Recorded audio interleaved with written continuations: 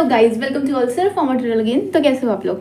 तो जैसे कि आप लोगों को पता है कि हम लोग फार्माकोलॉजी से फर्स्ट पढ़ा रहे हैं, तो उसमें हमारा अभी तक का जो यूनिट फर्स्ट का फर्स्ट पार्ट था वो कंप्लीट हो चुका है, जिसमें हम लोगों ने लास्ट वीडियो में एलर्जी और टेकिफाइलेक्सिस, इडियोसिंक्रेसी, इन सब कुछ बहुत अच्छे से पढ़ाया है। तो अभी हम बात करने वाले हैं फार्माकोकाइनेटिक की। तो देखो, इसको स्टार्ट करने से पहले मैं एक चीज़ बता दूं कि मैं नोट्स किस तरह से कैसे लोगों को मिलेंगे, मैं एक वीडियो शॉर्ट करके उसको डाल दी हूँ, आप देख सकते हो। बात करते हैं फार्माकोकाइनेटिक की। तो फार्माकोकाइनेटिक में दो चीज़ें होती हैं, एक काइनेटिक होता है और एक क्या होता है हमारा फार्माकोडायनेमिक होता है। ठीक है, अब जो काइनेटिक होता है इसका मतलब ही होता है मूवमेंट। मैं ये सब चीज़ें बहुत पहले ही बता चुकी हूँ, मूवमेंट। और डायनेमिक का मतलब होता है कि जब ड्रग जो है वो क्या इफेक्ट कर रही है बॉडी में, और काइनेटिक में कि बॉडी ड्रग पे क्या इफेक्ट कर रही है। तो इसमें हमारा मेनली ADME हमें पढ़ना होता है, एब्जॉर्प्शन, डिस्ट्रीब्यूशन, मेटाबॉलिज्म और एलिमिनेशन। जबकि जो डायनेमिक होता है, डायनेमिक पोर्शन में हमें पढ़ना होता है कि हमारी जो ड्रग है वो रिसेप्टर पे बाइंड करने के बाद कौन कौन से डिफरेंट इफेक्ट दे रही है। ठीक है, तो वो हमें पढ़ना होता है फार्माकोडायनेमिक में। तो अभी बात करते हैं हम फार्माकोकाइनेटिक की। फार्माकोकाइनेटिक में भी हम सबसे पहले बात करेंगे किसकी? एब्जॉर्प्शन की। आप सबको पता है कि एब्जॉर्प्शन होता क्या है। एब्जॉर्प्शन मतलब किसी चीज़ का एब्जॉर्ब होना। इसके पहले एक बार हम शॉर्ट में देख लेते हैं कि फार्माकोकाइनेटिक और डायनेमिक की प्रोसेस में क्या डिफरेंस है। ठीक है, तो जैसे कि आप लोग इसमें देख रहे हैं, सबसे पहले क्या है हमारी डोज ऑफ ड्रग एडमिनिस्ट्रेशन। यानी मान लो हमारे पास कोई डोज है, कोई ड्रग है जिसे हम लोग क्या कर रहे हैं, ले रहे हैं। ठीक है, डोज ऑफ ड्रग एडमिनिस्ट्रेशन, कोई हम लोग ड्रग लिए हैं, मान के चल लो कौन सी सबसे इंपॉर्टेंट आपकी पैरासीटामॉल।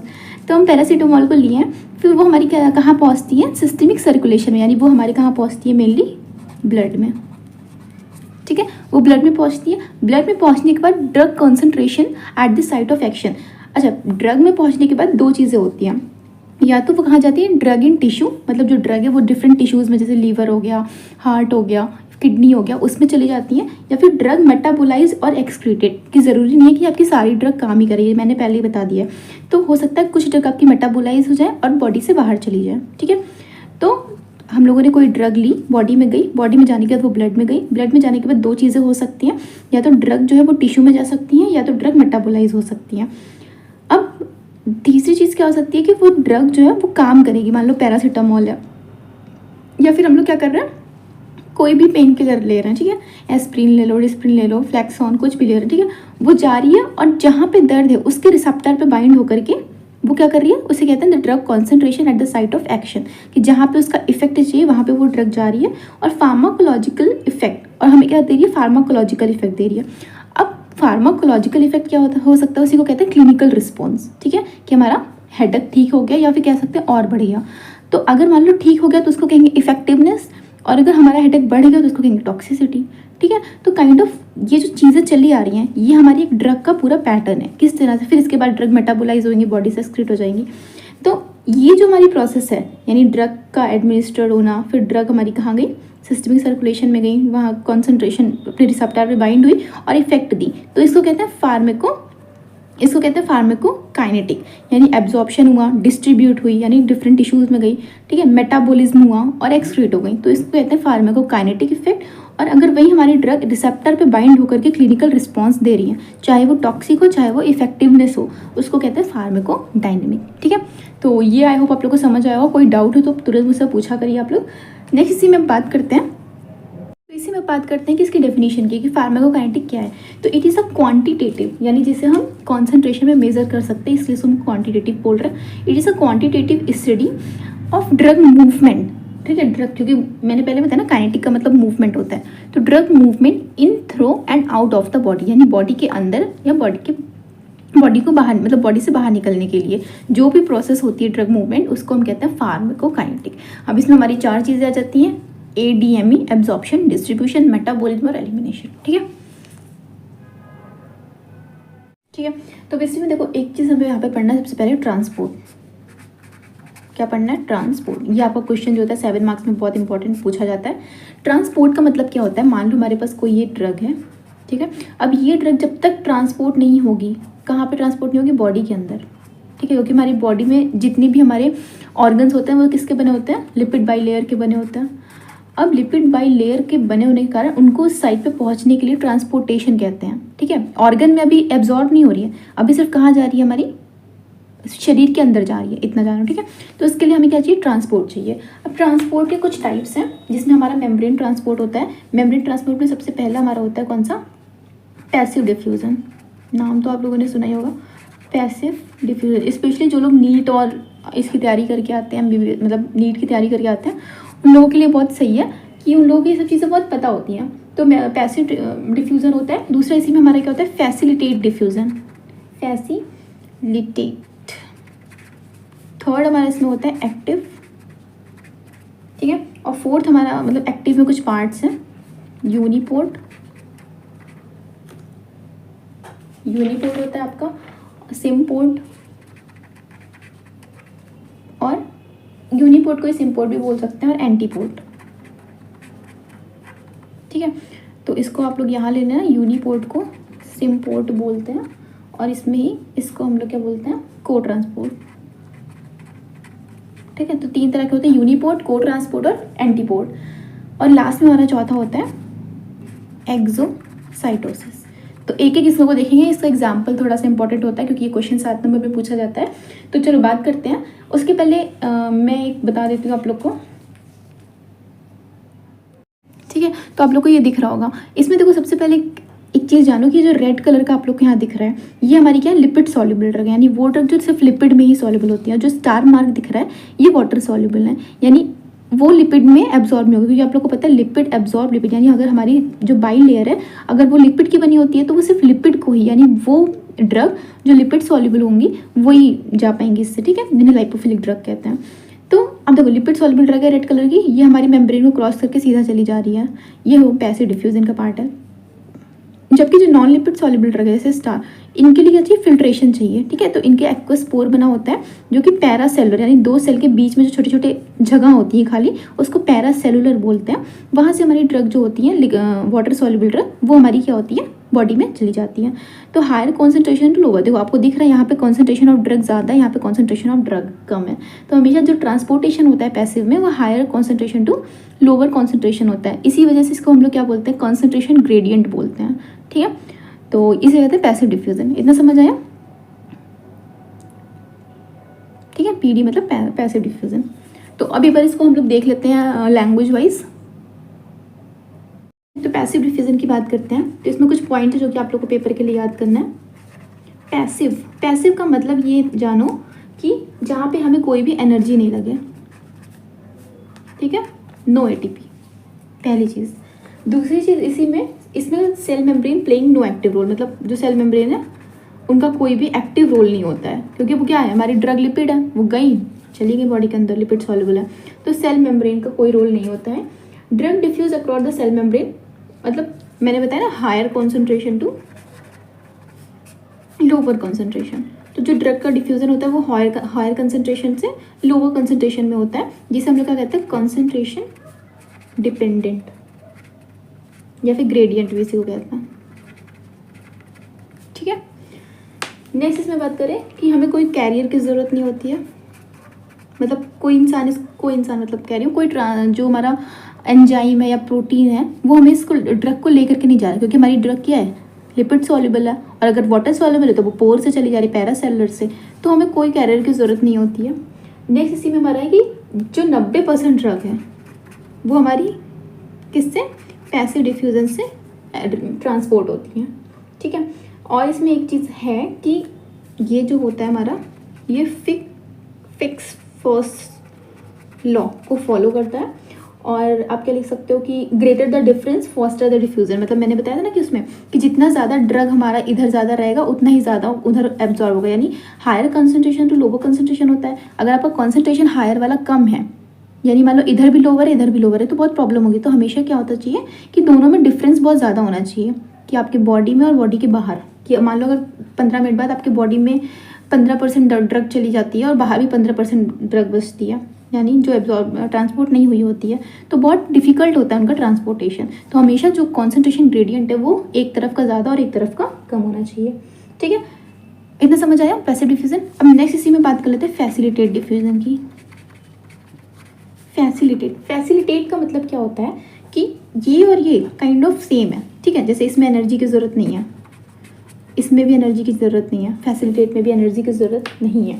दूसरा, लेकिन एक चीज़ है कि यहाँ पे हमें क्या है, कैरियर की ज़रूरत नहीं है, यानी कोई कैरियर की ज़रूरत यहाँ पे नहीं है, लेकिन हमें यहाँ पे क्या है, कोई इंट्रासेलुलर प्रोटीन होता है जो कि फैसिलिटेट डिफ्यूज़न में ड्रग को अंदर लेकर के जाता है। ठीक है, जैसे कि मान लो आपका ये सेल वॉल है, ये आपकी ड्रग है। ठीक है, तो फैसिलिटेट में क्या होता है कि अंदर से कोई आपका एक प्रोटीन आएगा, मान लो जो कि आपके सेल मेम्ब्रेन पे आएगा, मतलब जो आपकी सेल वॉल होंगी, सेल मेम्ब्रेन होगी, उस पे आएगा। अब सेल मेम्ब्रेन पे आएगा और इसको वो अंदर लेकर के जाएगा, तब जा कर के यहाँ पे आपकी ड्रग आ पाएंगी। ठीक है, तो ये जो प्रोटीन है ये इंट्रासेलुलर प्रोटीन्स होते हैं और ये हमेशा अंदर प्रेजेंट होते हैं। तो मान लो अगर 10 इंट्रासेलुलर प्रोटीन है तो 10 ही ड्रग तो अंदर आ पाएंगी। ठीक है, तो इसको हम लोग क्या कहते हैं, कैरियर डिपेंडेंट ड्रग। ठीक है, कि कैरियर पे डिपेंड है, अगर कैरियर ख़त्म हो जाएगा तो ये ड्रग ट्रांसपोर्ट नहीं हो पाएंगी। तो इसी वजह से ये जो मतलब ट्रांसपोर्टेशन है ये क्या करता है, सैचुरेबल इफेक्ट दिखाता है। मतलब मान लो कि एक बार में हमारा सारा जो प्रोटीन है वो सैचुरेट हो गया तो हमारी ड्रग्स का ट्रांसपोर्टेशन नहीं हो पाएगा।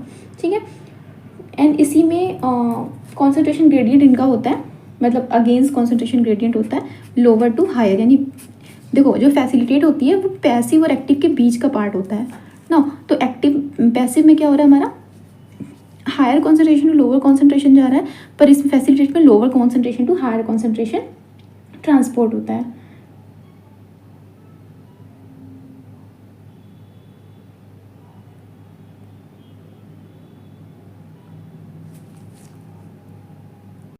तो इसके एग्जांपल की अगर बात करें फैसिलिटेट डिफ्यूज़न की, तो एक बहुत इंपॉर्टेंट आपका है कि जो ग्लूकोज एंटर करता है।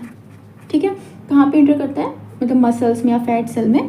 तो glucose enter into muscles and fat cell, जैसे एडिपोसाइट्स जो होती हैं, फैट सेल मतलब एडिपोसाइट्स, उसमें कौन से प्रोटीन मतलब कौन सा ट्रांसपोर्टर होता है, GLUT4, याद रखना ये। ठीक है, तो ये GLUT4 अगर नहीं रहेगा तो हमारा ग्लूकोज एंटर नहीं करेगा। तो अगर ग्लूकोज मसल्स या फिर फैट सेल में नहीं जाएगा तो कॉन्सेंट्रेशन जो होगा उसका प्लाज्मा में बढ़ जाएगा, और प्लाज्मा में ग्लूकोज का कॉन्सेंट्रेशन बढ़ जाएगा तो डायबिटीज़ हो जाएगी। तो इसलिए कहते हैं GLUT4 बहुत इंपॉर्टेंट है, transportation of glucose into the muscles and fat cell. ठीक है, दो चीज़ समझ आ गई, पहला तो पैसिव, दूसरा फैसिलिटेट। थर्ड इसी में बात कर लेते हैं एक्टिव की, एक्टिव ट्रांसपोर्ट की। तो देखो एक्टिव ट्रांसपोर्ट का मतलब क्या होता है कि एनर्जी इसमें ज़रूरत, मतलब हमें एनर्जी की ज़रूरत होती है, ATP रिक्वायर्ड। जैसे मान लो कोई चीज़, अगर हम लोग जैसे बाल्टी है, कोई बाल्टी होती है कुएं में डालते हैं ना, तो जब हम कोई बाल्टी कुएं में डालते हैं तो हमें कोई एनर्जी की ज़रूरत नहीं होती, वो डायरेक्ट चली जाती है, तो उसे कहते हैं पैसिव, ऐसे याद रख लो। पर हम जब कोई बाल्टी निकालते हैं कुएं में से, जैसे भरी हुई बाल्टी कुएं में से खींचेंगे तो वो वहाँ पे हमें थोड़ी मेहनत करनी पड़ती है, पसीने आ जाते हैं, तो एनर्जी की ज़रूरत होती है, तो उसे एक्टिव कहते हैं। एक शॉर्ट ट्रिक की तरह आप लोग पढ़ सकते हो इसको। ठीक है, तो पहली चीज़ तो ये हो गई। दूसरा, यहाँ पे कैरियर की रिक्वायरमेंट होती है। ठीक है, कैरियर की रिक्वायरमेंट होती है। थर्ड इसी में कि ट्रांसपोर्ट जो होता है इसमें भी लोअर टू हायर कॉन्सेंट्रेशन, यानी कॉन्सेंट्रेशन ग्रेडियंट के अगेंस्ट होता है, तो अगेंस्ट कॉन्सेंट्रेशन ग्रेडियंट। देखो हर चीज़ नोट्स में बहुत अच्छे से लिख रखी है मैंने, अगर कोई भी डाउट हो तो आप कमेंट सेक्शन में पूछ सकते हो, नहीं तो मेरे टेलीग्राम पे आप वहाँ पे पूछ सकते हो। तो लोअर टू हायर कॉन्सेंट्रेशन होता है। अब मैंने इसी में बताती हूँ कि डिफरेंट टाइप्स जो होते हैं, जैसे यूनिपोर्ट और को ट्रांसपोर्ट और एंटीपोर्ट क्या होता है, उसके एग्जाम्पल बहुत इंपॉर्टेंट है। तो देखो यूनिपोर्ट होता है जो कि आपका एग्जाम्पल है एक्टिव के, यूनिपोर्ट, सिमपोर्ट, को ट्रांसपोर्ट और एंटीपोर्ट। तो यूनिपोर्ट जो होता है इसमें हमारे जो ड्रग का ट्रांसपोर्ट होता है वो एक ही डायरेक्शन में होता है, कि कोई एक मॉलिक्यूल है जो कि एक ही डायरेक्शन में मूव कर रहा है by use of the energy, उसको क्या कहते हैं, यूनिपोर्ट कहते हैं। तो अगर इसका आपको एग्जांपल मतलब मैं बताती चलूँगी, तो सबसे इंपॉर्टेंट सिमपोर्ट, को ट्रांसपोर्ट और एंटीपोर्ट है। तो सिमपोर्ट में मतलब क्या होता है कि जब दो मॉलिक्यूल सेम डायरेक्शन में मूव कर रहे होते हैं with the help of energy. तो आपका एग्जाम्पल आप लोगों ने पढ़ेंगे आगे, सोडियम क्लोराइड ट्रांसपोर्ट या फिर सिमपोर्ट इसी को बोलते हैं। ठीक है, तो ये आपका हो जाता है किसका, सिमपोर्ट का एग्जांपल। दूसरा इसमें तीसरा आता है आपका को ट्रांसपोर्ट। को का मतलब क्या होता है कि साथ में कुछ और भी, यानी मोर देन 2 मॉलिक्यूल अगर मूव कर रहे हैं एक ही डायरेक्शन में with the help of energy, जैसे सोडियम आपका हो गया, पोटेशियम और क्लोराइड, को ट्रांसपोर्ट। ये आप लोग डायरेटिक्स में पढ़ेंगे, तो ये आपका को ट्रांसपोर्ट होता है। थर्ड आपका एंटी ट्रांसपोर्ट होता है कि मतलब एक मॉलिक्यूल तो एक डायरेक्शन में, दूसरा मॉलिक्यूल दूसरे डायरेक्शन में, तो उसको एंटी ट्रांसपोर्ट बोलते हैं। तो इसमें आप लोग का सोडियम आ जाता है, पोटेशियम और ATPase, सोडियम पोटेशियम ATPase आ जाता है, और या फिर हाइड्रोजन पोटेशियम एटीपेज। एटीपेज का मतलब क्या है, एनर्जी यहाँ पे यूज़ हो रही है, ठीक है। तो इससे एंटीपोड बोलते हैं। सॉरी। इसी में आपका एक और है जो कि लास्ट है, एक्सोसाइटोसिस या फिर इंडोसाइटोसिस, ठीक है। अब देखो इसको समझना कैसे है। मान लो आपके पास ये क्या है, आपकी सेल है, सेल है। अब यहाँ पे सेल के में आपको कोई फॉरेन मटेरियल आया। अब ये सेल को क्या करना है, इसको ये सेल क्या करेगी, इंगल्फ कर लेगी यानी खा लेगी, ठीक है। और खाने का जो प्रोसेस है वो क्या है, ये क्या करेगी, एक वेसिकल का फॉर्मेशन करेगी। सेल जो है वो क्या करेगी, एक वेसिकल का फॉर्मेशन करेगी और ये आपका क्या रहेगा, फॉरेन मटेरियल, ठीक है। अब सेल क्या करेगी, फिर ये गोला ऐसा करके गोला घुमा लेगी, मतलब पूरा उसको अंदर ले लेगी जो आपका वेसिकल से, ठीक है। अब इसके बाद क्या होगा, अब देखो ये अंदर चला गया। अब अंदर जो होता है बहुत सारे लाइसोसोमल एंजाइम्स प्रेजेंट होते हैं जो कि इसको क्या करेंगे, ब्रेक डाउन कर देंगे। तो ब्रेक डाउन करने के बाद ये छोटे छोटे टुकड़ों में इसको क्या करेंगी, सॉरी, छोटे छोटे टुकड़ों में इसको क्या करेंगी, तोड़ देंगी। ये ब्राउन से बना रही हूँ जिससे सेल्स आप लोग को पता चले। तो अब ये छोटे छोटे टुकड़ों में तोड़ करके बॉडी से बाहर कर देंगी। ये क्या था, आपका फॉरेन पार्टिकल था, ठीक है। तो अब ये जो प्रोसेस है आपकी इतनी, इसको क्या कहेंगे हम लोग, इंडोसाइटोसिस, यानी कोई भी इंडोसाइटोसिस यानी कोई भी फॉरेन मटेरियल जिसको अंदर लिया। और ये जो प्रोसेस है इसको क्या कहेंगे, एक्सोसाइटोसिस, ठीक है। तो ये हो गई आपकी क्या, इंडोसाइटोसिस, और ये हो गई क्या, एक्सोसाइटोसिस। समझ आया। अब देखो अगर ये जो मटेरियल है, अगर ये आपको क्या है, लिक्विड है, लिक्विड है यानी उसको क्या करेगा, ड्रिंक करेगा, है ना। तो उसको पिनोसाइटोसिस बोलेंगे, यानी सेल ड्रिंक कर रही है, ड्रिंक करेगी ना जो मटेरियल, तो पिनो। और अगर ये जो मटेरियल आपका सॉलिड है तो इसको इसको क्या फैगोसाइटोसिस बोलेंगे, फैगो, ठीक है। तो आई होप आपको इतना कंसेप्ट समझ आया होगा कि कैसे क्या क्या है। तो एक बार हम लोग शॉर्ट में देख लेते हैं क्या क्या अभी तक पढ़ा। सबसे पहले हम लोगों ने जान लिया फार्माकोकाइनेटिक और डायनेमिक क्या होता है। इसमें हम लोग को एडीएमई पढ़ना है। एडीएमई के पहले हमें ट्रांसपोर्टेशन कराना है, यानी ड्रग का हमारे बॉडी के अंदर भेजना है। और ड्रग को अगर हमारे बॉडी के अंदर भेजना है तो उसके लिए हमारे डिफरेंट ट्रांसपोर्टर्स प्रेजेंट होते हैं, जिसमें से कुछ को एनर्जी ज़रूरत होती है और कुछ को एनर्जी की ज़रूरत नहीं होती है। तो पैसिव, फैसिलिटेट, एक्टिव और एक्सोसाइटोसिस या इंडोसाइटोसिस। पैसिव में हमें क्या होता है कि हम लोग बाल्टी जो होता है कुएं में डाल रहे हैं, यानी हमें कोई एनर्जी की ज़रूरत नहीं होती है। तो हमें यहाँ पे क्या है, कोई भी एनर्जी की ज़रूरत नहीं है, सेल मेम्ब्रेन की ज़रूरत नहीं होती क्योंकि कोई कैरियर की ज़रूरत नहीं होती है।